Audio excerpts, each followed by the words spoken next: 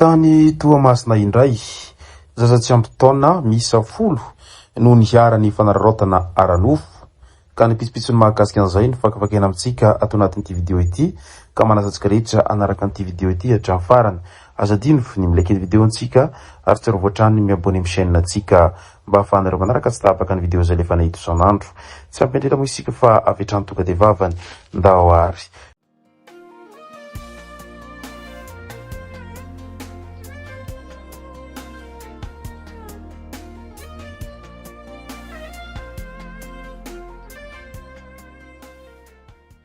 Ny tonga tsy miaraba hono na mantesitra ka dia faly miaraba isika rehetra mpanaraka tsy tapaka an'ity chaîne ity tenako amin'ny androandroany ity. Arakin'izay efa natsipiko zay dia ny mahakasika ny raha fanolanana tany Toamasina tany no tena iompanantsika ato anatin'ity video ity. Fa milohan'izay dia andao aloha resantsika ireto tsara fantatra manaraka ireto. Ranobe ao amin'ny lalana Ambolimadinika Toamasina. Ny anjera tao anatin'ilay ranobe ilay mpitondra posy sy ny olona izay noentiny miaraka tamin'ny entana tamin'iny andro ny afaka omaly iny. Mbola tsy nisy fepetra no raisy ny tompon'andraikitra any an-toerana ihany mahakasika ny fanesorana io rano io izay ao anatin'ny arabe araka ny voalazan'ireo mponina avy any an-toerana trany. Mahatsiaro sahirana ireo mponina ireo indrindra fa ireo izay mivezivezy mampiasa an'io lalana io no nevitsoka an'izay ranobe eo ampovoan'ny arabe izay sady mandoto tanàna no manahirana ny mivezivezy. Lalam-pirenena fahaenina indray iny Paul Berger Antsuhiny. Nisy camion izay norobainy Jolay teny amin'ny lalam-pirenena fahaenina andro vitsy lasa izay raha ny voalazan'ny loharanom-baovao hatrany.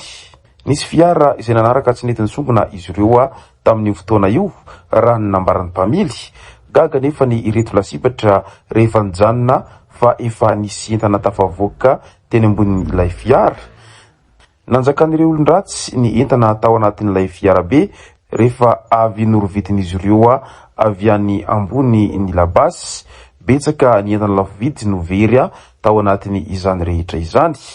Voalaza fa vokatry ny faharatsy ny lalana no mahatonga ny tsy fandriam-pahalemana amin'iny lalam-pirenena fahaenina iny amin'izao fotoana izao ka izay no nahatonga an'izao fandrobana izay nataon'ireto Jolay tamin'ity camion ity tao anatin'ny lalan-dratsy ity ka nahaverezana an'izay entana lafo vidy izay.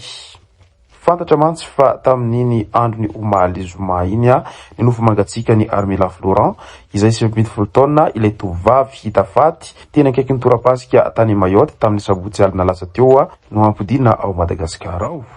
Nisy ny diabe nataon'ireo vondrom-piarahamonina malagasy any an-toeranany ny azo tsirana fiaramanidina Jaoji tamin'iny andro ny omaly maraina iny ho fanaovam-meloma azy sady nitakina ny famoahana ny marina momba na faty ity tovavy ity ary hisarihana ny sain'ireo tompon'andraikitra any Mayotte manoloana ny fanjavonan'ireo malagasy any an-toeranany. Nisy moa ny tsipaipaika izay nataon'izy ireo ho fanampiana amin'ny fampodinany razana ho an'ny ambilobe ka dia mirary fionona fianoatrany ho an'ny fianakaviany manamanjo aingany ho tonga soamantsara any ambilobe nofo mangatsika ny tovavy Armela izay. Tena 67 hektara indray nahitana trano may izay tsy lavitry ny tsena Koma tamin'iny andro ny afaka omaly iny. Mbola tsy fantatra ny antony nahatonga ny loza fa ny afo ny joalajoala no nanaitra n'ireo mponina tena amin'iny manodidina iny ka dia andrasantsika no mety ho toy n'ity raha fa maizana trano tena 67 hektara ity. Voyage d'étude indray tovavy tsy mitonona anarana izay mpianatra lycée iray ao Antananarivo ao no nanao fitarainana tamin'ny tambazotran-tserasera noho ny fanolanana izay nahazo azy efa tamin'ny 4 volana lasa izay tany amin'ny dia fibeazana izay nataon'izy ireo. Nisy ny lalao izay nataon'izy ireo ny aliny andro nanolanana azy nampisotroan'ireo mpiara-mianatra tamin'ny toka izay nisy zavatra mahadomelina izy kafanina ary efa ho lehilahy 9 be izao no nanolana azy taorian'izay. Tsy nanampy azy akory ilay namany izay nambarany fa tena namany niaraka taminy fa lasa nandeha rehefa hitany fa nalemy ity tovavy iray ity. Tsy sahy nilaza tamin'ny manodidina izy noho ny fandrahonana izay azony tamin'ireo namany sy tamin'ireo izay navandoza ireo hatrany. Ka noho izany dia Tena mampalahelo ny zava-misy satria ankizy vavy iray izay naola ny tovolahy izay efa misa enina be izao tao anatin'ny hamamona nandritra ny voyage d'étude izay nataon'izy ireo zay. Hafatra ihany ho anareo ry mpianatra rehefa nianatra ny andefasanareo any an-tsekoly na dia mandeha manao voyage d'étude ary ianareo dia mitandrema foana ary tandrovo mandrakariva ny vatanao fa efa tsy vitsy amin'olona amin'izao fotoana izao no tena tsy valahara ary mananao foana amin'izay rehetra azony atao noho ny fidorohana zava-mahadomelina etsiro izay ary tsy vitsy ihany koa ny olona izay tsy mahafehny filana ao anatin'izay resaka fanararaotana aranofo izay ka lasa manolana ny hafarany. Ao anatin'izay fanolanana izay hatrany tany Toamasina tany zaza misa 10 manodidina ny 7 hatramin'ny 13 taona no niharany fanararaotana aranofo tao Toamasina tao. Asaina mibridana alena sary ary omena vola 2 alina ariary ireo ankizy ireo rehefa aveo aparitaka sy amidin'ireo tsy matahotody ilay sary. Zaza 3 tafatsoka no nitoroka tany amin'ny ray aman-dreniny ka nampandreny polisy sy ny fokon'olona taorian'izay.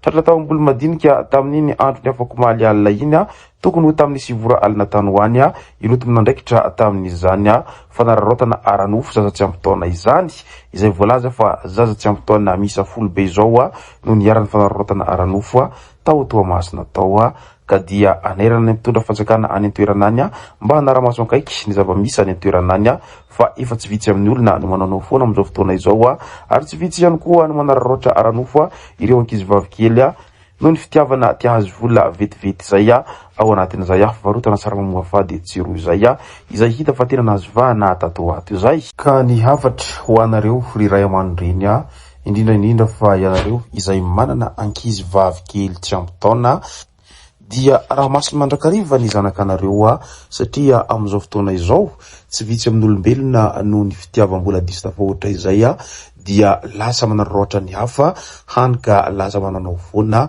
amin'izay tsy tokony ho atao izay.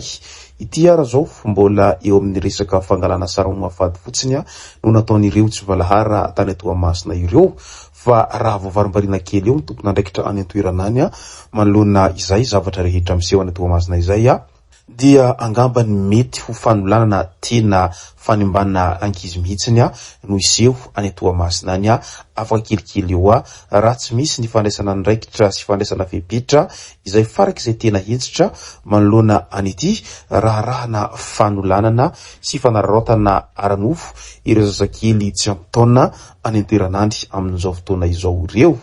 Ka dia samy miandry an'izay fepetra sy fandraisana ndraikitra hentsitra avy amin'ny tompona ndraikitra any an-toerana izay avokoa ny rehetra amin'izao fotoana izao manoloana an'ity trangandravatra izay niseho tany Toamasina ity. Izay no masaka azona roso tao anatin'ity video ity tompoko lasy tompoko vavy misaotratsika rehetra nanaraka an'ity video ity hatramin'ny farany. Aza dino ny milaiky ny video antsika ary tsy rovotrany ny miabone amin'ny chaîne antsika mba ahafahanareo manaraka tsy tapaka ny video zay rehefa nahito isan'andro. Tompoko lasy tompoko vavy makasitraka dia mirary soa.